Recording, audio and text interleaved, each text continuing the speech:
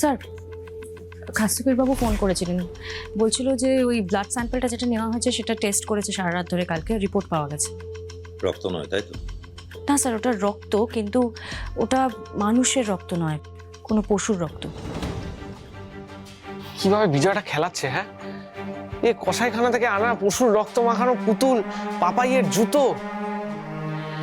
আমি জানি বিজয় এটাই করবে, এত সহজে মারবে না। প্রথমে খেলাবে, তারপরে মারবে। আর আমি চাই বিজয় খেলাটা খেলুক, যাতে আমি একটু সময় পাই। স্যার, রত্নার কি হবে? ওকে কি আমরা গ্রেফতার করব? না, রত্না ক্রিমিনাল নয়। ও যা করেছে নিজের সন্তানকে বাঁচাবার জন্য করেছে, একজন মা হিসাবে। এই খেলাটা পুরো বিজয় আর আমার পার্সোনাল খেলা, আর আমি চাই না এই খেলার মধ্যে কোনো মা তার সন্তানকে হারাক। স্যার, বেলঘড়িয়ার সমস্ত অঞ্চল পুলিশ তল্লাশি চালিয়েছে, কোথাও কিছু পায়নি। আমার মনে হয় ওরা ওখান থেকে অন্য কোথাও শিফট করে গেছে। বিজয়ের পেছনে দৌড়ে কোনো লাভ নেই।